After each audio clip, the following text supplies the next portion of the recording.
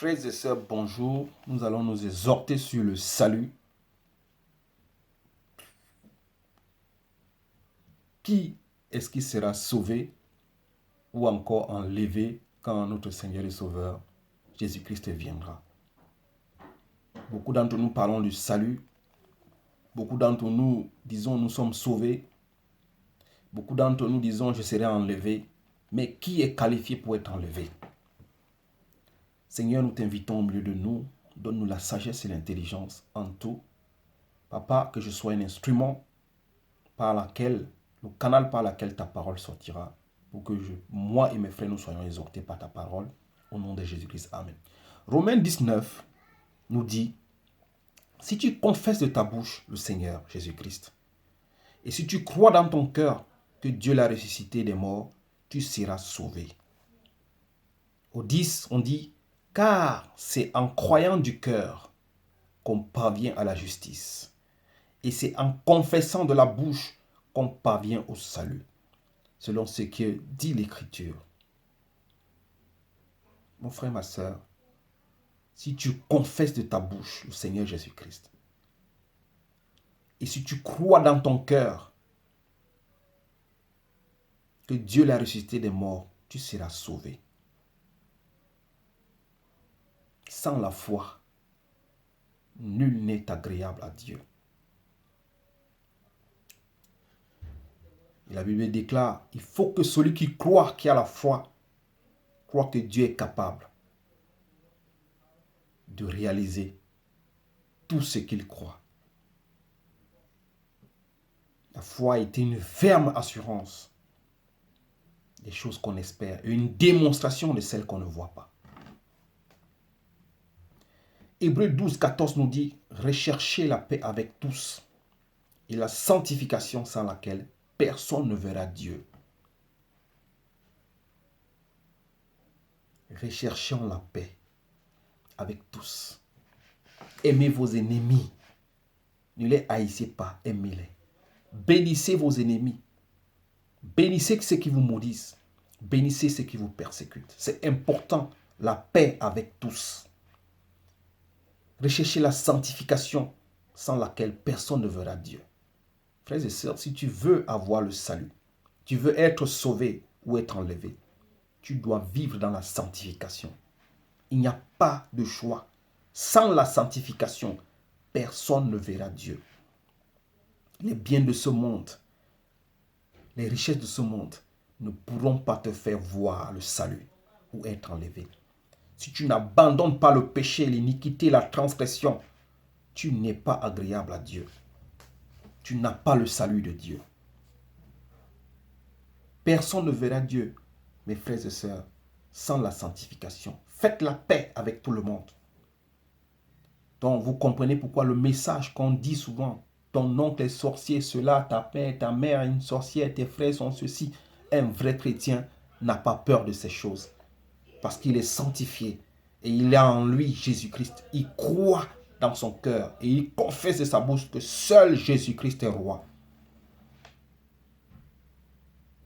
Romains 12, 18 nous dit, s'il est possible, autant que cela dépend de vous, soyez en paix avec tous les hommes. Frères et sœurs, nous voyons ici, si cela dépend de nous et que c'est possible que nous soyons en paix avec tout le monde.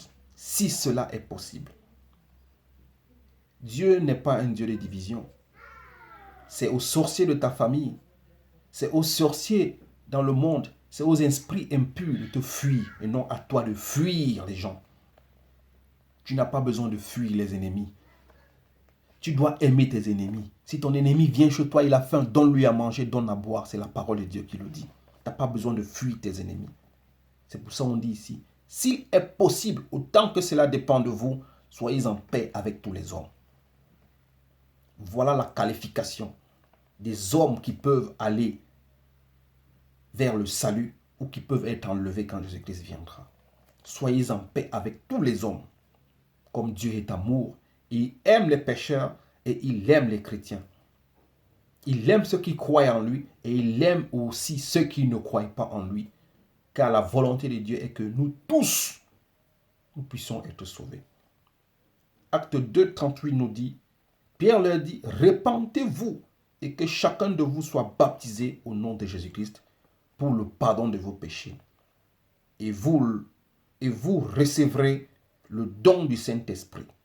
Frères et sœurs, si tu veux avoir le salut ou être sauvé ou être enlevé, tu dois te repentir de tous tes péchés, de ta vie passée, de tes iniquités, de tes transgressions.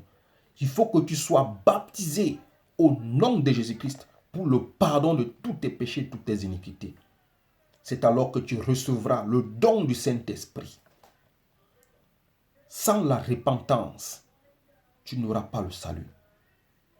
Sans la repentance, tu ne pourras pas être sauvé. Sans la repentance, tu ne pourras pas être enlevé. Nous voyons ici que les richesses, l'abondance de ce monde ne peut pas te conduire vers le salut. Les miracles ne pourront pas te conduire vers le salut.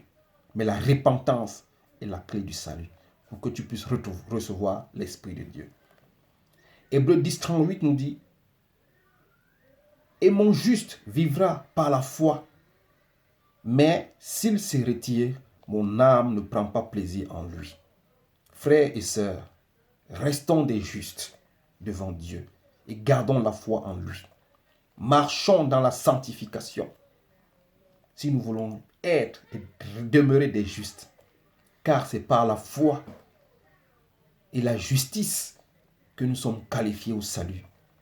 C'est par la foi et la justice que nous sommes sauvés. C'est par la foi, la justice et la sanctification que nous pourrons être enlevés.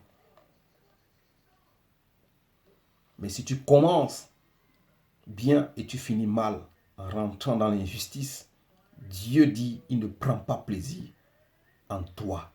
Si tu te détournes de tes voies, ça veut dire que tu peux recevoir le salut, mais si tu ne le gardes pas comme il faut, tu peux perdre ton salut.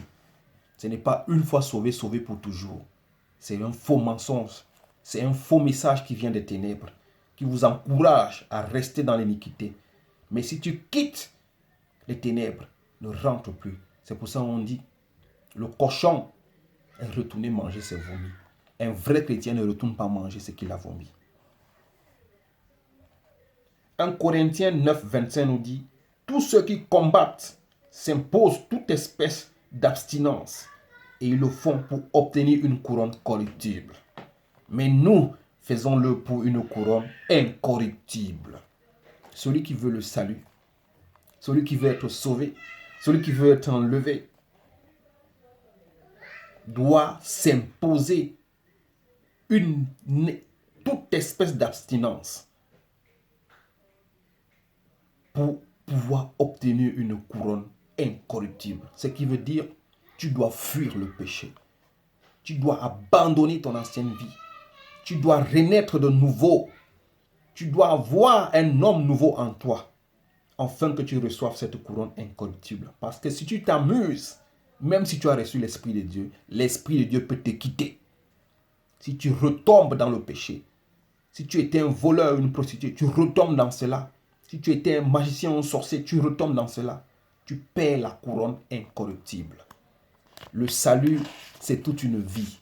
Le salut, c'est une qualité de vie. C'est de vivre selon l'Esprit de Dieu. Frères et sœurs, il est important. Celui qui veut garder son salut, qui veut être sauvé, qui veut être enlevé, doit garder son salut, vivre dans la sanctification, afin que l'Esprit de Dieu que tu as reçu reste en toi. 1 Corinthiens 9, 27 dit, « Mais je traite durement mon corps et je le tiens assujetti pour être moi-même rejeté. Je le tiens assujetti de peur d'être moi-même rejeté après avoir prêché aux autres. » Nous voyons ici l'apôtre Paul, qui est un grand évangéliste, un grand apôtre de Jésus-Christ, qui a écrit presque la moitié de la Bible. Il nous dit ici qu'il traite durement son corps et il le tient assujetti de peur qu'il soit lui-même rejeté après avoir prêché aux autres. Frères et sœurs, le salut s'obtient par les actes et la foi. Le salut n'est pas sauvé une fois sauvé pour toujours. Nous voyons l'apôtre qui a écrit la Bible, une grande partie dans la Bible, dit, il tient son corps assujetti. Ça veut dire qu'il tient son corps à ne pas tomber dans le péché. Il fait un effort de dominer le péché afin que lui-même ne soit pas rejeté, afin que lui-même ne soit pas disqualifié après avoir prêché, après avoir enseigné les autres. Donc il est important, primordial à un chrétien qui veut être sauvé, qui veut garder son salut, de s'éloigner, de fuir le péché. Matthieu 11, 12 nous dit, depuis le temps de Jean-Baptiste jusqu'à présent, le royaume des cieux est forcé et ce sont les violents qui s'en emparent. Frères et sœurs, depuis le temps de Jean-Baptiste jusqu'à présent, le royaume des cieux est forcé et ce sont les violents qui s'en emparent. Pour prendre part sur la table avec Abraham et les Lazare et tous les autres, mon frère, c'est un sacrifice que tu dois faire.